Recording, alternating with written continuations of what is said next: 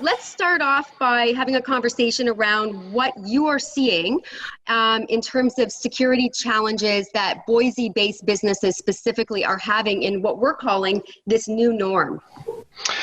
Well, really, there's several different factors when it comes to that new norm and the security around that. One of the big ones is home device security. We're dealing with a lot of unknown hardware and a slew of questions for those IT managers when they're working with that hardware. Do they have proper updates? Are they getting antivirus? What programs are they running on there? Do they have BitTorrents? Do they have games? All sorts of things on that device that we don't have control over. The router, the firewall, those kind of things. Do they have open ports on it? If there's things that we need to look at as far as security when it comes to those type of devices. Even when they're using an office workstation at home, there's still other big security issues such as just the work environment. Is your computer positioned in the house in a way that if you need to, if you have security information such as HIPAA data, is it facing a window, like I have here, and making sure somebody can't see what's on your screen? Does your kids or your spouse or even your pets have access to that machine? Are you making sure and locking that machine when you're walking away from it? Again, sometimes we don't have direct control over that, so it's hard to manage those devices. We have to have a game plan and really educating the end user. Also bandwidth, do we have enough internet bandwidth to do what we need to do? Or is your kids playing the Xbox and streaming videos and killing your internet connection so you can't work? So as IT managers, and as a VCIO, we've done a lot of that. We've moved a lot of people from the home or from the office to the home type environment, and we took all that kind of stuff into consideration. Mm-hmm. So my pets do not have access to my computer. They do, but they're just not sharing that information. That's a whole other question in a second. So I should not let my son play Fortnite on my computer. Thank you for letting me know. I'll let him know. So what are some of the security threats, let's say even the new security threats that you might be seeing in this environment? Really, it's nothing really new. It's just with a different face. For example, here's a phone call scam that your employees might be getting at home. Response Act has made coronavirus testing more accessible immediately. If you want to receive a free testing kit delivered overnight to your home, press 1. If you do not want your free testing, press 2. This sounds legitimate. But what happens is, even if you're just a little bit curious about that call and you press 1 and you start giving them just a little bit of information, they can hack into you later. They know that that's a legitimate phone number, for example, if you push that. Here's another example of an email. As you can see here, this looks like at first glance is coming from the CDC. It has a link there that says cdc.gov. But really, when you hover over that, you can see, and this is a good thing to kind of train your staff, just don't click on those links. Hover over those links, because you could see plainly this is not going to the CDC. So really educate your staff and make sure that they're really paying attention to those kind of things. You have a little bit more control over that when you have them at the office, but make sure that they're also practicing those things at home.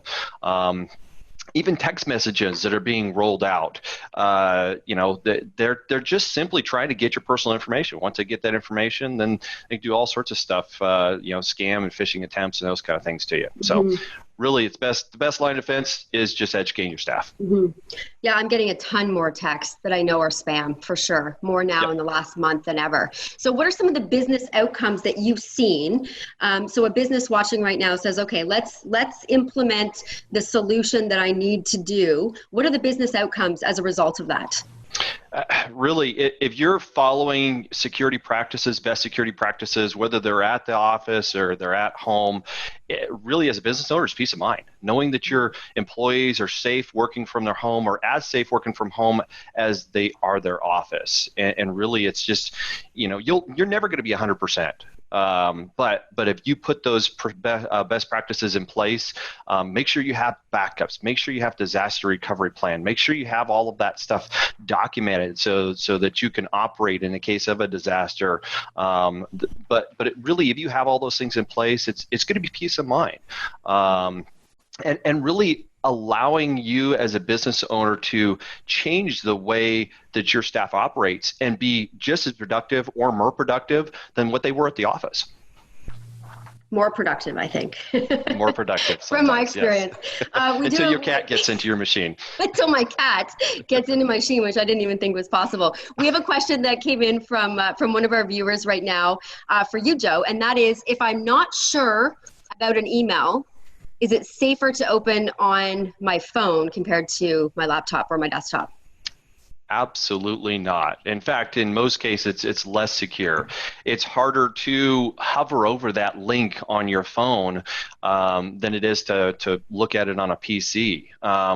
Just a quick tip, though, if you are curious, click and hold that link on your phone, and it'll show what that address is that you're actually being sent to. Really, just think about all the stuff that your phone carries.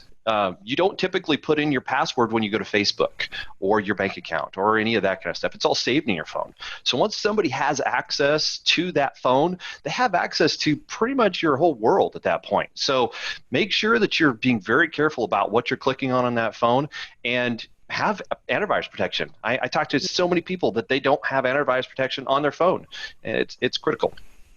You're scaring me a little bit because I have a document on my phone that has the passwords in it. So there you go. I might be in big trouble. We have time for one more quick question from the viewers today.